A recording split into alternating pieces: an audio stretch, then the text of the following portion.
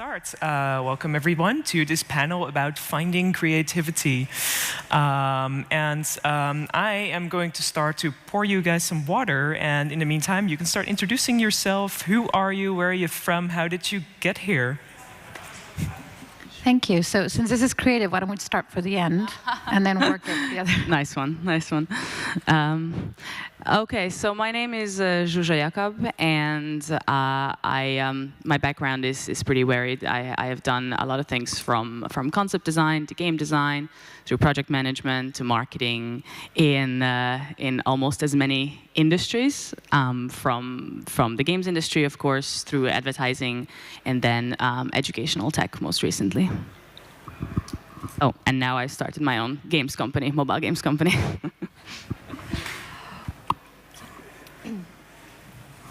Okay, my name is Olesya.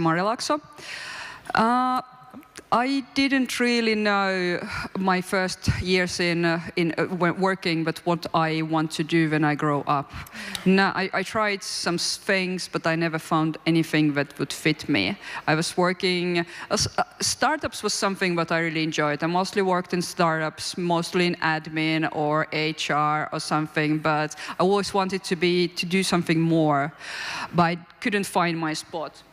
I ended up at Digital Chocolate doing HR, got into mobile games, and that was love at first sight. So I wanted, this is my place, and I found it. Worked at Upstar, making DressUp games for girls for 1 year, and now I founded my own company, Polkadot Studio. And again, we are making lifestyle games for female audience. So my name is Nepal, and I'm actually from Barcelona, and I started working in the game company just like directly on development only like a year and a half ago. And my background is more entertainment and advertising. I used to be an executive producer. I did films and a lot of like video shoots, and then from there, I kind of entered the Finnish gaming industry with what I now know. Performance-wise, like one of the best, I would say, like startups at the moment, which I still believe, which is Future Play, and that was a big like slap in my face. It's like, that's how you learn. You learn hard. You know, they're all bros, and I was the only girl, and you know, I was like with the top men there were, so I think, and I learned a lot, and then I moved on to Lightyear, and that's where I'm working right now, and I keep pivoting between product and marketing. And right now I'm like, you know, running the production, and it's hard, it's challenging, it's beautiful, and I'm really happy I'm part of the gaming industry in Finland. Awesome. And not to forget myself, my name is Martina, and I lead a company called Tamalaki. It's a mobile publishing company focused on mainly games for women. So it's like hidden object, match 3, time management, simulation games, etc. I've been doing that for about 4 or 5 years, and before that I was already in a licensing manager role, always working with developers, always on the publishing side. Kind of moved to, started 10 years ago in the flash game industry, and then jumped to mobile a couple of years ago when I started my company. All right, so let's dive into it. I wanted to ask with a question about basically the last product or project that you worked on. So please tell the audience briefly like what that game is about and how you came up with the idea of the game. Okay, I'll start. I was going to throw it back at you. So we haven't launched yet. We have Big Band Legends, which is our first and only, for now, game that we're developing. It's a learning game studio, so it's a bit out of the box.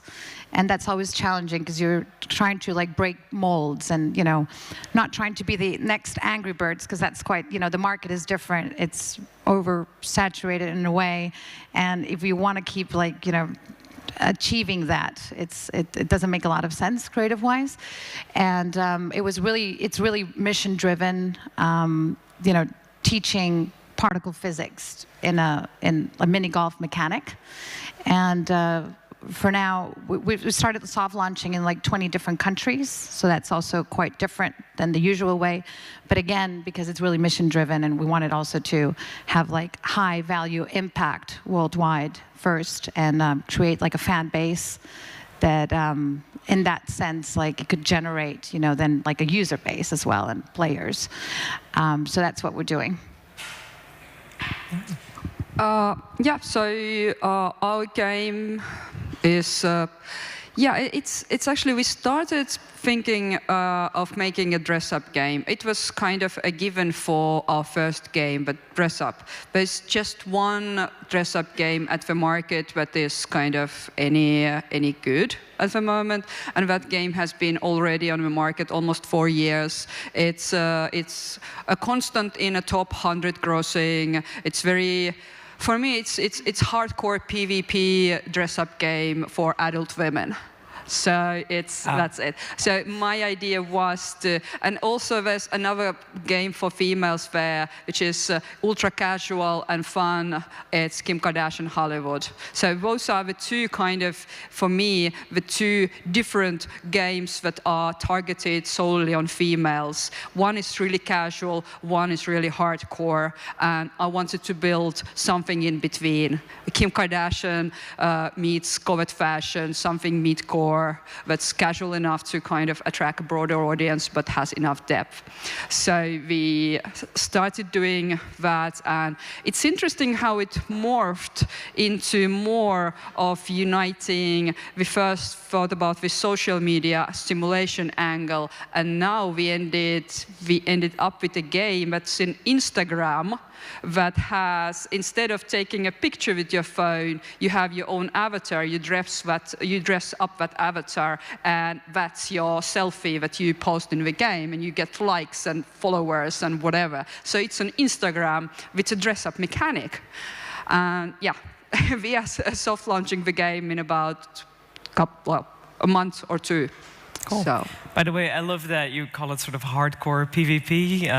I just had a flashback the last time I was discussing sort of what would a hardcore game for women look like, and of course those guys could only come up with basically sort of a game like Doom, and instead of, you know, shooting people, you were throwing lipstick, which doesn't make sense at all. Anyway. Hilarious. Yeah, and I realized that I didn't mention earlier that yes, we are also making games for the female audience.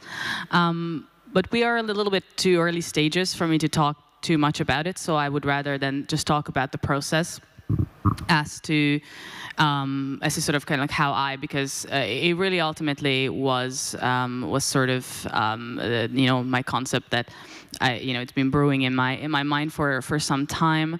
You know, to that kind of like whole creative process, I think there's like two things that everyone wants, and that's to work on something that you are super passionate about and the market wants or needs even better.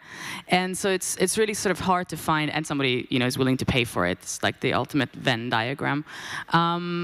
And so, but I think that one of the first things for me was that I realized that, you know, it came from the passion first. It came from realizing that there was a type of game that I really wanted to play, and I wasn't seeing it amongst, you know, in the existing offering, and I started digging into it a little bit more, and I realized that there was a sort of a huge opportunity to be the first to tackle this, and there was really there was also a business case to it. So that's the thing. It started from the fact that I was super passionate about it, and then there was a business case to it. So to that, I would say whoever is like sort of, if you are now sort of starting to, you know, you're probably already working on a game, but if you're thinking even on the next, you know, for the next project. I can't tell you just how much the fact that I am into it fuels and you know, sort of like makes me you know, get up in the morning and you know, have that smile on my face and want to talk to other people about it. But at the end of the day, also it's important to sort of have you know, have a purpose with, you know, is it gonna sell? Is it gonna be good? But there's like so much to say also in terms of you know, in terms of have I had a very clear vision of what I wanted the company to be as well, what I wanted for us to be. And this tends to be sometimes that scary question: where are you going to be in 2, in 5, in 10 years? And I realized that I had a very clear vision for that from day one. I know that not everyone necessarily has that, but it's going to help you so much in narrowing down the number of ideas, you know, from infinite essentially to those few key ones that will really align with who you are, what you want to make, you know, what is your company mission and vision, and they, you know, they're sort of cliches, but this or they sound cliches, but they're very important because it breathes through our entire creative process. Everything that we do, everything that we, any idea that comes up, it has to go through that sort of filter. Does it align with what we are doing? Does it, you know, further the goal? And yeah. It's interesting because one of the things you're talking about, like the passion, and then also like the balance that you find, and we can all agree in that, in the testing, right? And then there's the market, and there's a purpose, and how much of like the passion and the vision, sorry, that you have or a creative has, and how much is like given to the market that something's going to work. We were just discussing before that. And it's like, put yourself like an artist, right? And the difference between art and design. So the artist is like, you could be Van Gogh. It's like, okay, it didn't work, but when I die, I'll just be super successful. Or at the other end is like, okay, I'm just doing something that's like purely mechanic. It's gonna work. It's really performance driven. And it's closer to banking than actually to gaming, from my understanding. And I come more from an entertainment background. So I think like the balance between those two and where to draw the line is it's a very creative decision, like where, just it's fair. Both are completely fair. Do you want to be more niche? Is it like, your target audience, something that is really defined?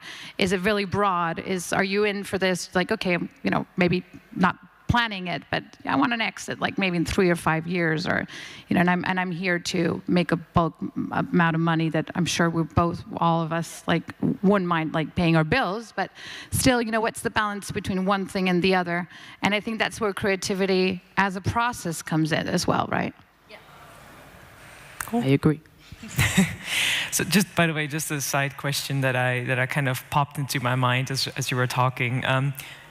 Do you get sleep with like a notebook next to your bed? Because those midnight moments when you have a eureka idea that you absolutely have to write down?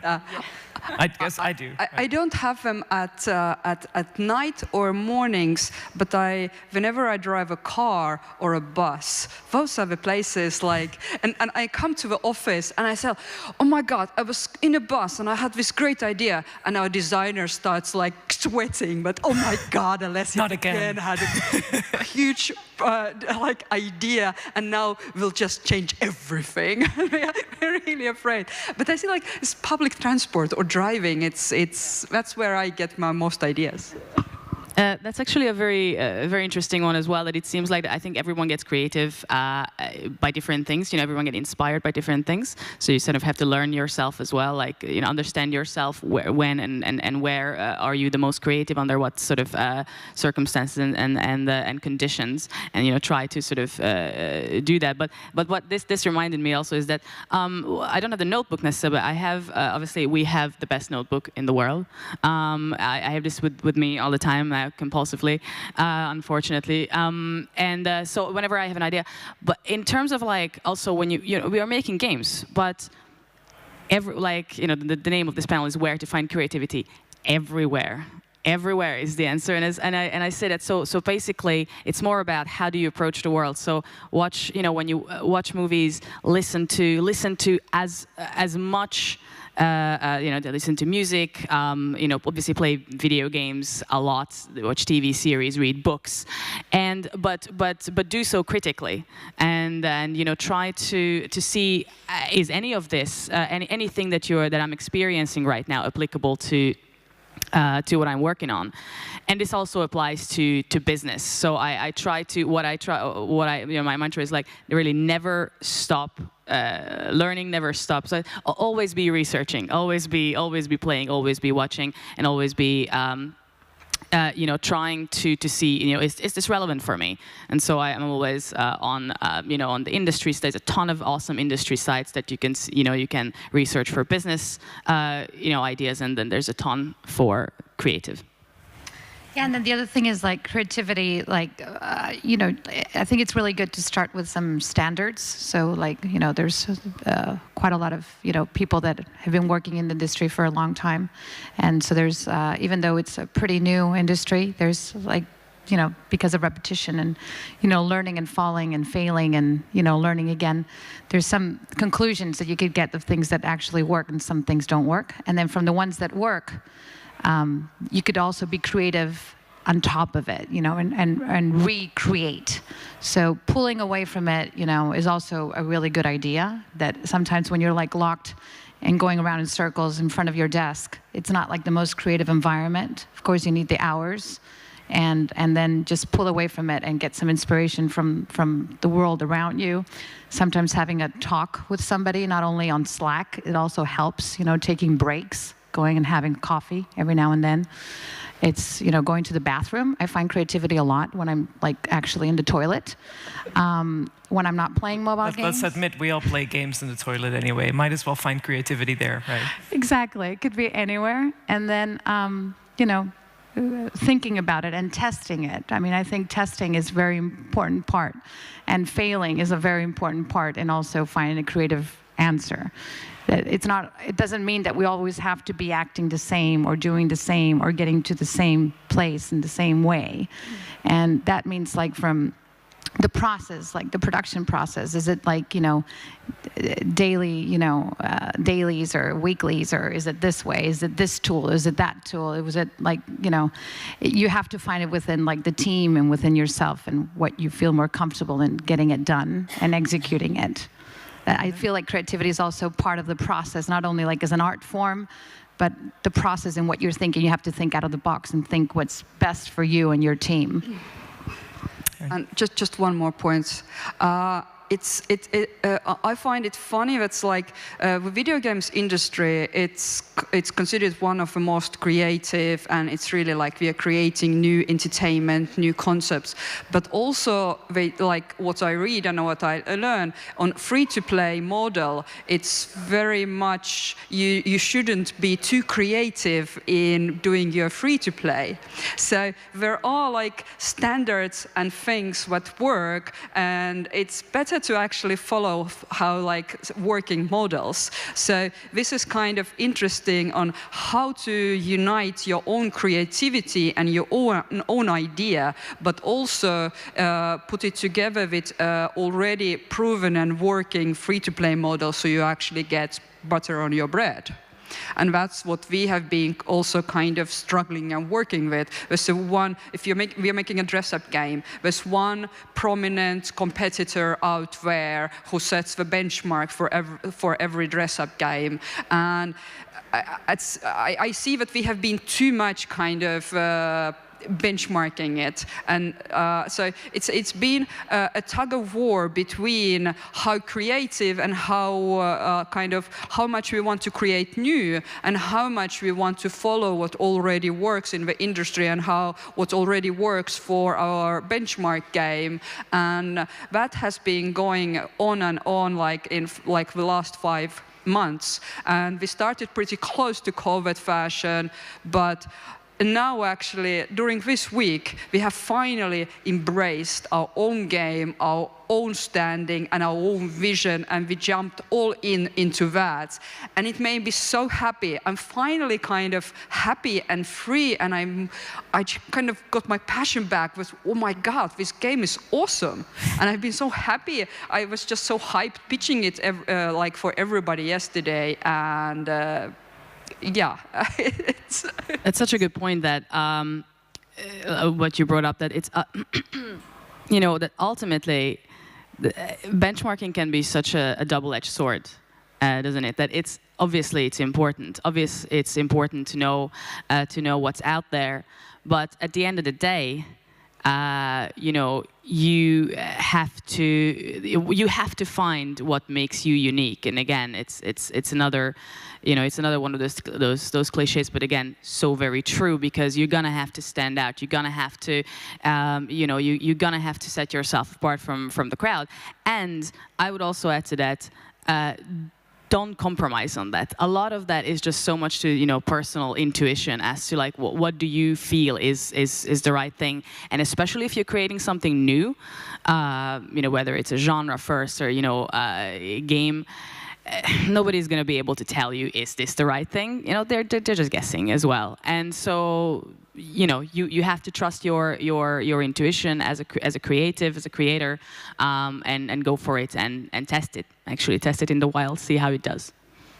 Yeah, and benchmarking maybe to yourself, like as a business plan in the beginning, you know, and seeing, okay, what does success mean for me, you know, in our company, you know, what does that mean, you know? Does it mean we have to be like, you know, Candy Crush? Is that success? Well, that's quite a high bar, you know. Mm-hmm. So what is, you know, there's a lot of, the market is pretty big. It's not all about, you know, Angry Birds, Candy Crush, Clash of Clans. There's also other directions, other products, other people that are also playing other games, though they say they only have about 3 to 5 games in each phone that you actually do play, and maybe it's 1 or 2 that you actually play, but you could be a game that people play, you know, so it's just like defining that from the beginning, and then following that goal, you know, and achieving it. I think that's also very important. So within the creativity, it's really important to have those boundaries.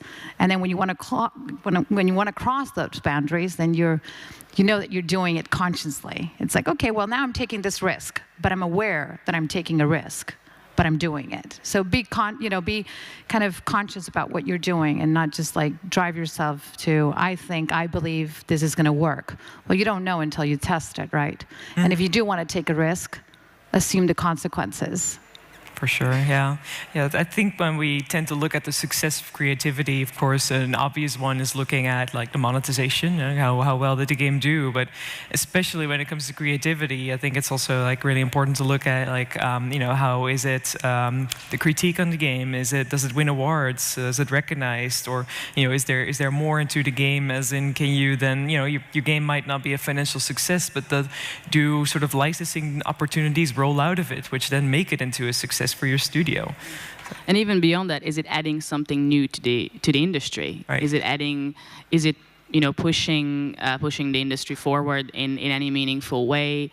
You know, and yeah, it's obviously you have a set of frameworks in which you work that is set, whether it be the platform that you are working with or the audience that you are, you know, working for, and you know, the kind of game that you're making. But I think really the most important framework and sort of goal should be is that, what is the goal? You know, what do you want the game to achieve? What do you want players to feel? And that's sort of like, that was at least my starting point. And then from there on, it was just so much easier to like sort of do a surgical strike as to like, yes, like this is what we want to do. Yeah. Do you also take creativity from your audience, you know, as an input and maybe as ideas? You know, has there ever like been a player who then said like, what if you do this in the game? And you went like, actually, that's a good idea. Yeah. We don't have an audience yet, but I do anyway. Obviously, I just research, but we don't have an audience yet, so. We neither. Yeah, we haven't launched yet. We are free to do whatever we want and what we feel. Yeah, well, it's interesting because we're like in different phases. So in our case, as I said, we're like kind of hard soft launching in 20 countries. And it's really, I mean, I think this is like a whole other theme, but the customer support and taking, I mean, that for me would be like the core in any, like, you know, kind of marketing as well, you know, and branding, taking the feedback from the audience and the players is like super important. So definitely yes. Now, how much of that does it penetrate into like the design and, you know, taking into account?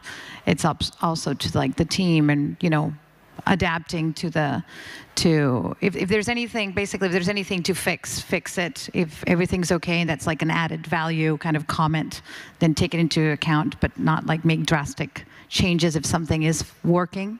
That would be like my general rule, my 5 cents.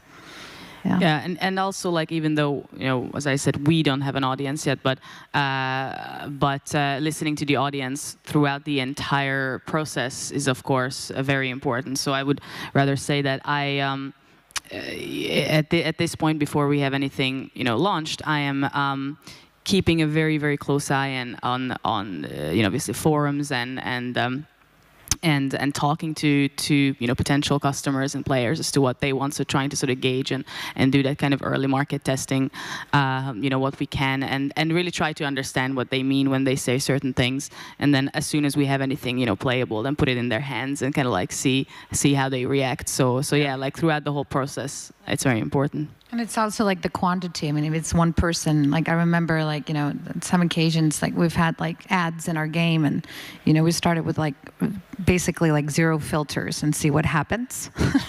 And of course, we got one complaint, and then we got another complaint, and then when it's like a bunch of complaints, and it's like, oh, okay, maybe we should like actually think about maybe adding some filters here. Maybe it doesn't really resonate with our audience to have this sort of ads showing. So then you make a case out of it when you have more than one person, complaining, more feedback. Not based from one feedback the entire, or just like, so it becomes like a bunch, like a segment, and then you understand and you analyze it. Right. Yeah. So I guess we kind of already sort of touched upon this point a little bit, but creativity, it's a team effort. So however, when like 5 different people try to push through their own opinion, someone needs to be like, the bad guy and make the decision. Otherwise, you'll just go around in circles all the time. So how do you sort of in your teams balance democracy and effective decision making? Yeah, it's an interesting challenge also in our studio, and especially when you are kind of working with the whole team is founders at this point. We don't have employees. Everybody is in this together, and everybody should have a say in the game. So it's more kind of having this culture that the ideas can come from anywhere, everywhere, and from any person, but then also having clear kind of responsibilities that I have.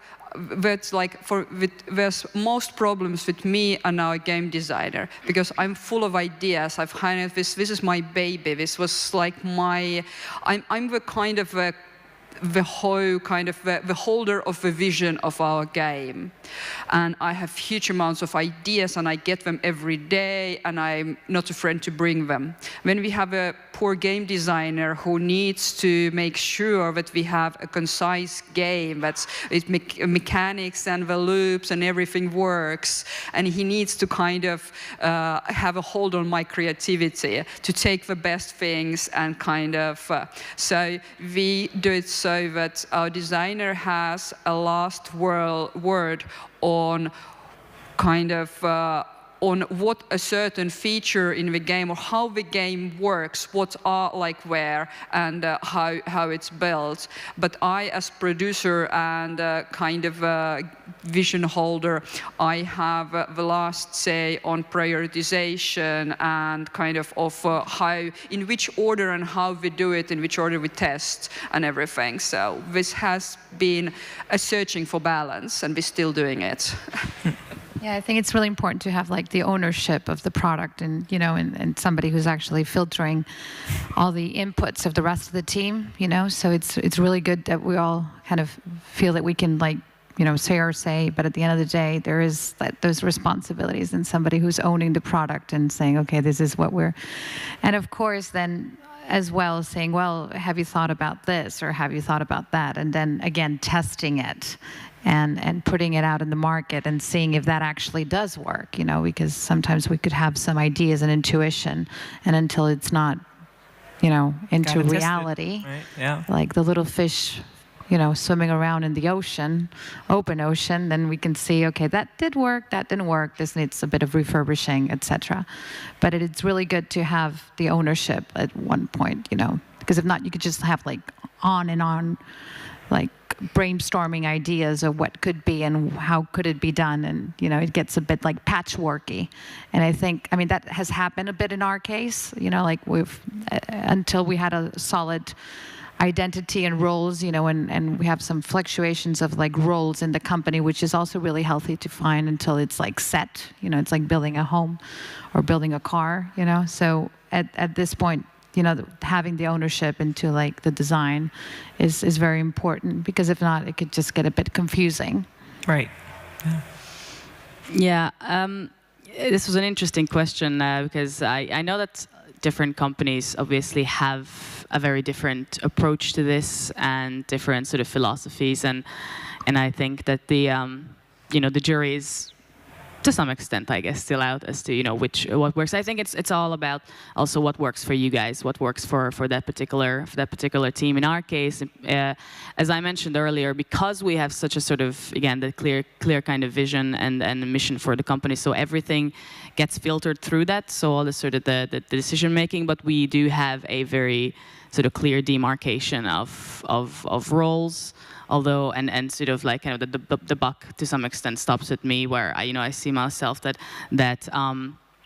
I basically sort of steer the ship, I guess, in the right direction, make sure we're not hitting the ice, an iceberg, and then within that, everyone sort of knows what they're doing. But everyone, like I said, because everyone is a creative, the ideas indeed can come from everywhere. So everyone brings forward their ideas, which then get sort of filtered through that very clear mission that we have, and how does that sort of work in, and then would we have a sort of like a final say in something, it would probably come down to me, and but everyone sort of has their areas, because so you so often then end up seeing this kind of decision paralysis team sometimes. So it's just at some point you have to make a decision and move on.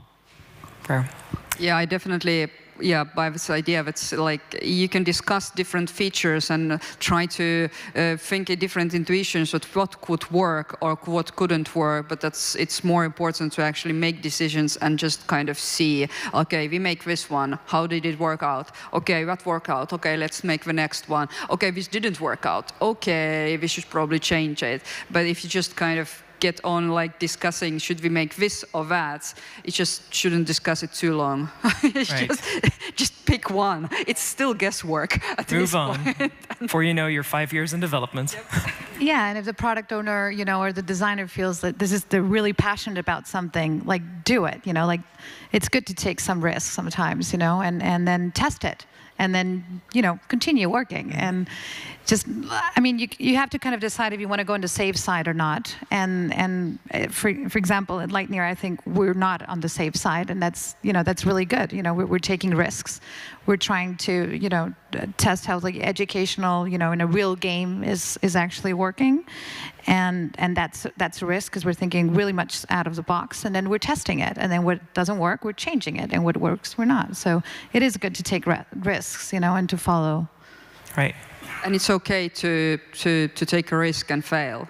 You learn even more. It's kind of, if you don't take risk, of course you can't fail, but you can't also succeed. So I see if you're just kind of too much copying and avoiding risks, then you're just capping your potential to when you can't really win big. Yeah, I don't think any game is made without some failure along the way, right? It's just part of the... It can be like totally like over-designed and overthought, like, am I going to take a risk here or not? It's not like you're investing your capital into like a, less like risky option or another.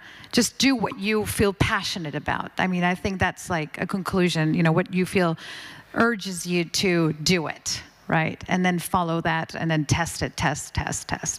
But if you're not passionate about it and you're kind of like, I'm actually going to make something that is like a really, like a theme that has been proven and a mechanic that has been proven, and then I'll make a product out of this, and you're kind of like designing it, overthinking it, then it just kind of like, it doesn't really resonate. That's not really a creative way of thinking. That's like more of a calculated way of thinking. Exactly. Right? Yeah. Since I see that we only have a few more minutes left, I was wondering if there are any questions from the audience. I'd be happy to also just continue talking and asking the questions, but if you have some, just raise your hand. I'll keep an eye out. In that case, I'll continue. I was wondering, do you have any tips when it comes to like the creativity tools that you use? Is that like sticky notes all over the place, or you do game jams on Fridays, or I don't know, pizza parties, whatever? Are there any like sort of tools or rituals that you have in your workspace that really like help to let the creative juices flow? Well, we do a lot of like photoshopping. So like the team gets like, parts like assets of the game and then they print it out with their face on top of it. And so like Helium, for instance, is like, our main character is this little green guy. You've probably seen some hoodies around. And so like, for instance, Ilari, the designer, puts his face on top of Helium and then prints it out and puts it everywhere, or like little fun little quirky little things. And then just like, and then we have like the non-related Slack channel, and that's a good place to vent, but also a good place to kind of share stuff, and that's quite nice. And then on Fridays we have our like company weekly meeting, and first of all we started having it like pretty early, like at midday. And that kind of broke our day, so then we decided to have it, the team decided to have it more like at the end of the day, and then if we wanted, we could have a beer with it, or have a just more relaxed moment to bring us all together and being able to talk about stuff. So just different things that, we try, and then we change if we feel like doing that. But yeah, not to try to be a bad influence, but I'd say alcohol helps. Yeah. Crazy ideas. Somebody did say that yesterday, that where do you, because I was telling them, I'm going to be in this panel, and then where do you find creativity? At the bottom of the glass. Sure. Yeah, I have to admit that we haven't done enough to kind of to spar with creativity and the team spirit and everything. It's also being a studio with limited resources and limited time, because we have limited resources, we have a deadline. Okay, this is when we run out of money, and this is when we should soft launch our game, because that's our kind of target. And when the clock is ticking in your mind, it's easy to kind of go into the whole like how we put the most code out, how we put most art out of every people, and just concentrate on doing. And I have to admit that we have made this mistake of just kind of being purely productive team and not spending enough time together just drinking. And I definitely plan to change that. Yes, Friday afternoon pizza with beer. I don't drink, so that's a bit hard. I fall asleep if I drink, so and we had one absolutist in our team, so it was hard. So we have some really hindrances to our creativity. I'm sorry to say, we don't drink enough. I'll be the first. Yeah, we don't have an office yet either, but my co-founder has already said that we're definitely going to have board game nights. So again, like I think when you're trying to, at the end of the day, we're working in the entertainment industry. You should have fun. So trying to get together and do fun things together that are not necessarily directly related to video. Obviously, playing video games is